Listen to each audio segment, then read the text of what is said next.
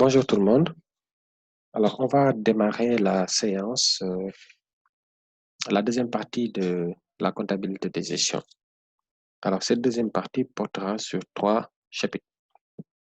Alors, un chapitre qui parle des coûts partiels, un chapitre qui parle de l'imputation rationnelle et un chapitre qui parlera de la méthode des coûts préétablis. Dans le premier chapitre, la méthode des coûts partiels, nous verrons 3 sections. Une section portant sur la méthode des coûts variables simples.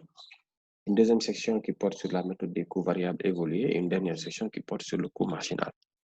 Alors, sans plus tarder, nous allons directement attaquer le vif du sujet. Alors, c'est parti. Chapitre 1, méthode des coûts partiels, première séance. Introduction.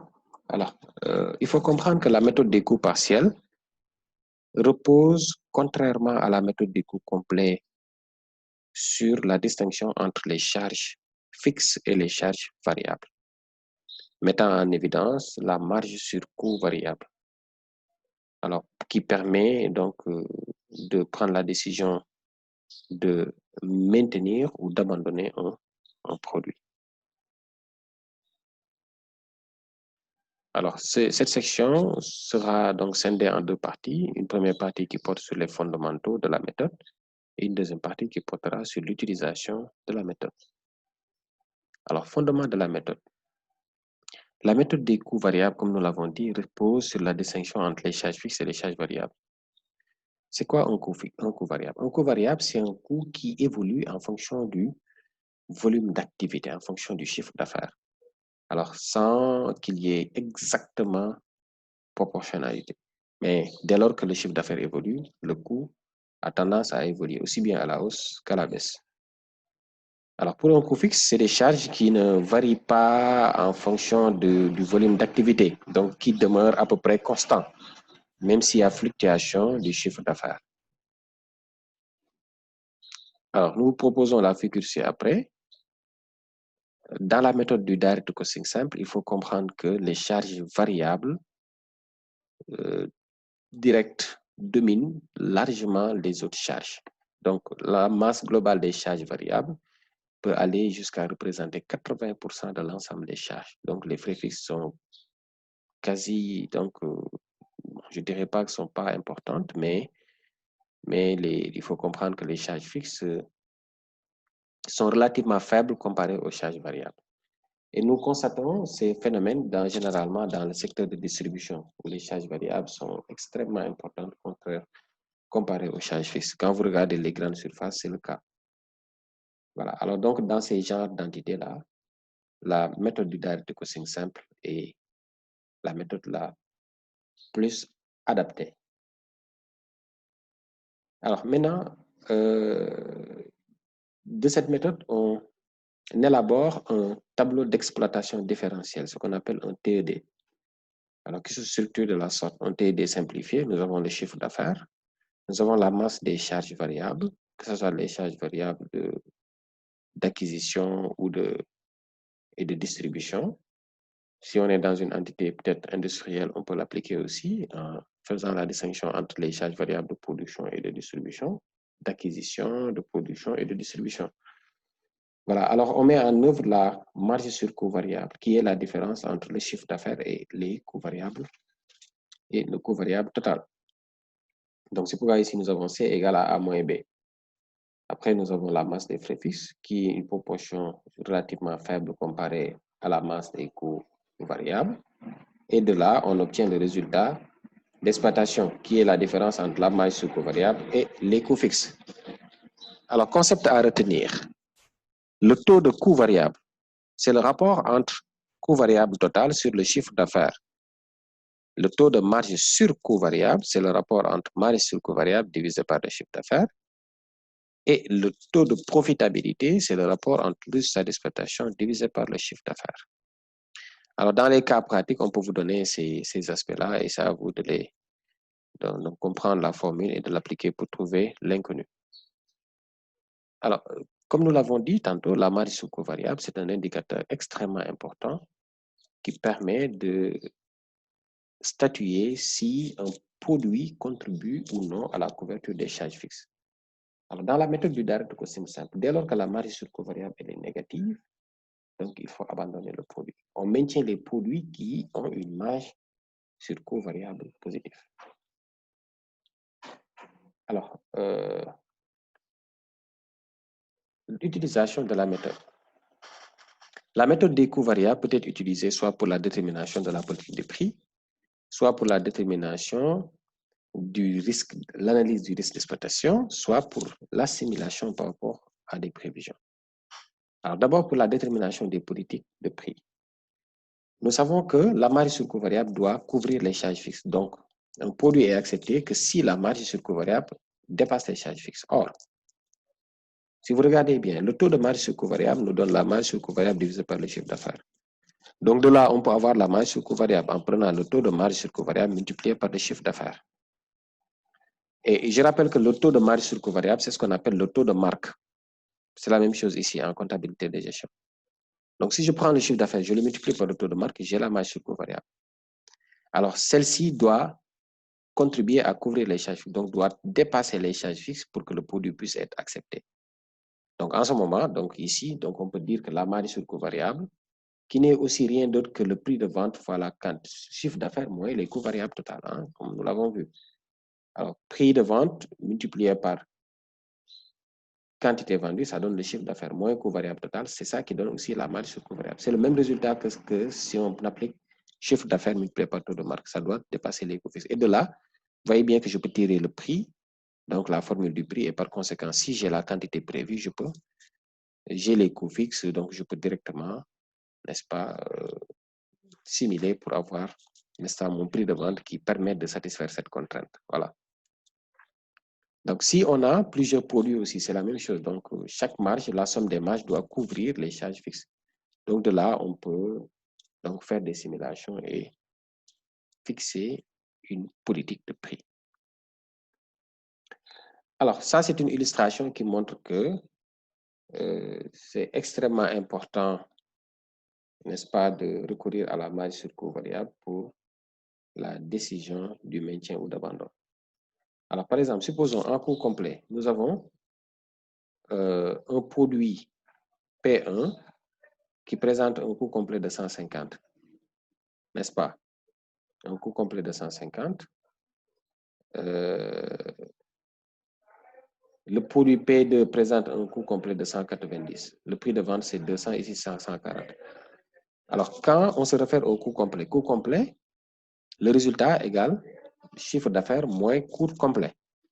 Donc, prix de vente moins coût complet. Pour le produit 1, on constate que le résultat est positif.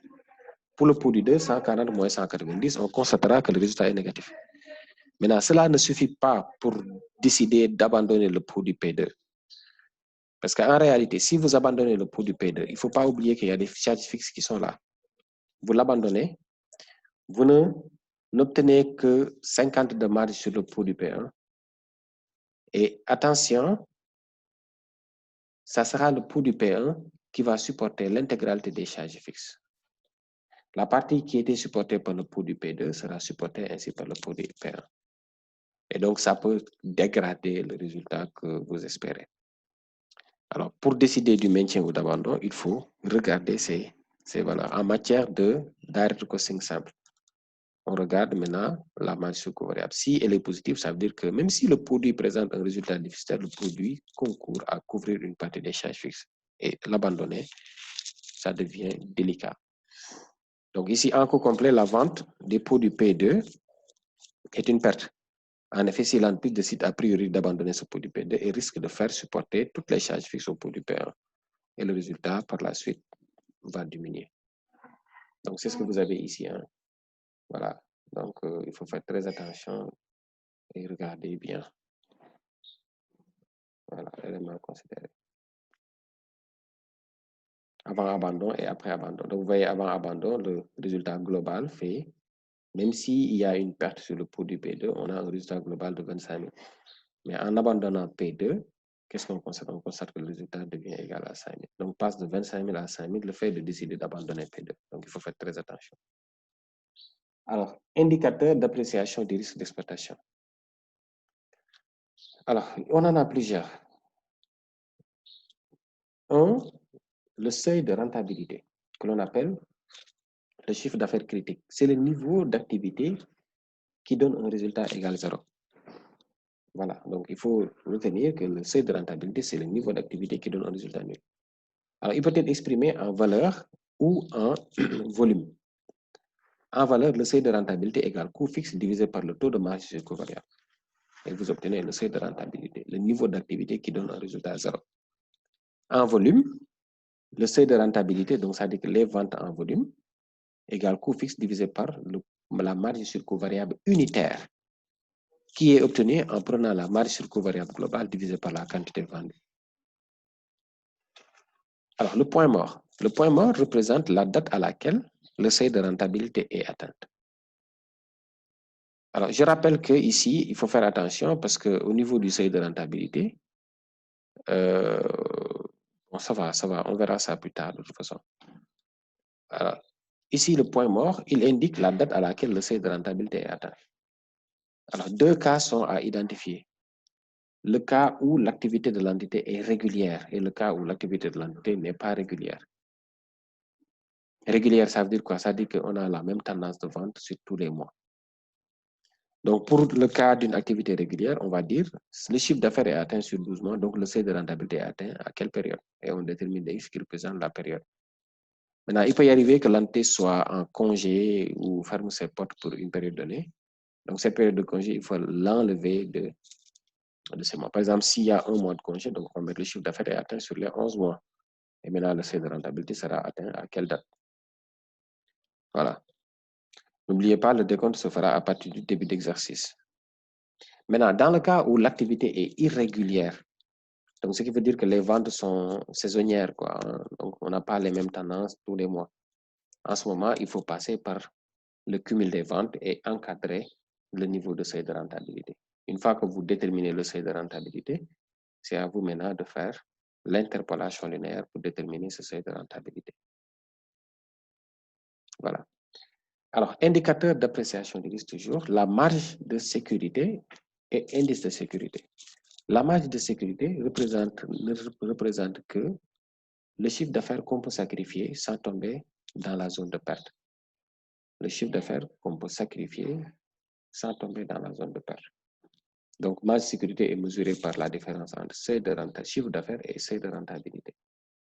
L'indice de sécurité, alors, permet de mesurer le niveau de baisse du chiffre d'affaires que l'entité pourrait supporter sans tomber dans la zone de perte. Voilà, le niveau de seuil de baisse de chiffre d'affaires. Est-ce que l'entité peut résister à un choc externe jusqu'à combien de pourcents? C'est ça que nous renseigne l'indice de sécurité. Alors, pour mesurer l'indice de sécurité, on fait le rapport entre marge de sécurité divisé par le chiffre d'affaires. Le levier d'exploitation. Alors, ce levier permet de mesurer le degré de volatilité du résultat analytique ou du résultat d'exploitation pour être plus général par rapport au chiffre d'affaires. Je préfère le résultat d'exploitation par rapport au chiffre d'affaires. Alors, pour l'avoir, qu'est-ce qu'on fait? On fait la variation relative du résultat d'exploitation. Variation relative, comme vous savez, est mesurée par... C'est ça qu'on appelle variation relative. Donc, quand on prend variation relative du chiffre d'affaires, du résultat d'exploitation sur la variation relative du chiffre d'affaires. Maintenant, donc ça doit me donner, bon, je vais reprendre ça, ça va me donner égal. Donc, j'aurai ici variation relative. Je vais montrer comment ça se passe. Donc, c'est variation relative du résultat d'exploitation divisé par la variation relative du chiffre d'affaires. Mais attention, ici, au niveau de la variation relative du chiffre d'affaires, cette variation vient ici. Donc, c'est ça que j'ai fait pour avoir, donc, disons, vous avez vu, hein? Voilà, après cela, maintenant, on applique A sur B, le tout sur C sur D égale A sur B multiplié par D sur C. Et après simplification, on obtient la marge sur coût variable à l'instant T sur la marge sur coût variable à l'instant T moins les coûts fixes. Ça, c'est la première formule. Maintenant, deuxième formule qui est liée avec le seuil de rentabilité. Donc, ce qu'il faut retenir, c'est ça. C'est que le levier opérationnel est égal au chiffre d'affaires sur le chiffre d'affaires moins seuil de rentabilité. La démonstration, c'est pas la peine de retenir. Hein. Je l'ai mis pour les étudiants curieux seulement. Voilà, donc n'oubliez pas, ces formules aboutissent toujours au même résultat. Troisième relation, c'est avec l'indice de sécurité. Alors, si vous avez déjà l'indice de sécurité, vous pouvez directement déterminer le levier d'exploitation en faisant quoi? 1 sur indice de sécurité. La démonstration est laissée après. Voilà. Maintenant, si vous calculez, vous trouvez indice, levier d'exploitation égale 6, cela signifie que en cas de conjoncture favorable, si le chiffre d'affaires augmente de 10%, le résultat d'exploitation va augmenter de 60%. Si le chiffre d'affaires baisse de 10%, le résultat d'exploitation baissera de 60%. Ça mesure en réalité le risque lié à la volatilité, n'est-ce pas, du résultat. Voilà, rapidement, une illustration. L'entité FADEL vous communique les informations suivantes. Chiffre d'affaires 120 millions, charge variable 60 millions, charge fixe 40 millions. On vous demande de présenter le TED, de faire apparaître le taux de marge sur coût variable et le taux de profitabilité, voilà, si possible. Alors, déterminer le seuil de rentabilité, sachant que l'activité est régulière. Déterminer l'indice de sécurité, le levier opérationnel et conclu. C'est parti. Alors, le TED, comme vous savez, chiffre d'affaires, coût variable total. On fait la différence pour avoir la marge sur coût variable. Les coûts fixes 20 millions. Bon, coût fixe ici, j'ai prévu 20 millions. Maintenant, le résultat, vous l'avez, c'est marge sur coût variable moins coût fixe. Alors, pour avoir le taux de marge ou le taux de marque, on prend la marge sur coût variable, on divise par le chiffre d'affaires. Pour avoir le taux de profitabilité, on prend le résultat d'exploitation, on divise par le chiffre d'affaires. Voilà, alors, maintenant, on détermine le seuil de rentabilité. Seuil de rentabilité, bon, je vais préférer déterminer en valeur. Déjà, je n'ai que ces données-là. Je prends coût fixe divisé par le taux de marge. Ça fait 20 millions divisé par 50%, ça donne 40 millions. Donc, il faut vendre 40 millions pour obtenir un résultat égal 0. L'indice de sécurité, c'est la marge de sécurité sur le chiffre d'affaires. Marge de sécurité égale chiffre d'affaires moins seuil de rentabilité. Je prends 120 millions moins ce que j'ai trouvé, 40 millions sur 120 millions, ça me donne 67%. Maintenant, le levier opérationnel, j'ai pris le cas, la relation avec le seuil de rentabilité, chiffre d'affaires moins seuil de rentabilité, moins, divisé par chiffre d'affaires moins seuil de rentabilité, et ça me donne 1,5. En conclusion, on a constaté que l'indice de sécurité égale 67%. Cela signifie que l'entité peut supporter un choc de 67% du chiffre d'affaires sans tomber dans la zone de perte. Le levier d'exploitation égale 1,5. Ça signifie que si le chiffre d'affaires augmente de 10%, donc varie de 10%, le résultat d'exploitation variera de 150%, aussi bien à la hausse, bon, du moins de 15%, aussi bien à la hausse qu'à la baisse, parce que c'est 1,5. Donc, si vous avez vu, si le chiffre d'affaires augmente de 100%, le levier opérationnel augmentera de 150%. Alors ici, on constate que l'entité n'est pas vraiment très risquée, parce que regardez ici, hein, le choc n'est pas très important. Si le chiffre d'affaires, l'entité peut supporter jusqu'à une baisse de 67% du chiffre d'affaires sans tomber dans la zone de perte. Donc le risque est faible. Alors il faut retenir que ici, le risque d'exploitation est mesuré par le niveau des charges fixes. Plus les charges fixes sont importantes, et plus le risque d'exploitation sera important.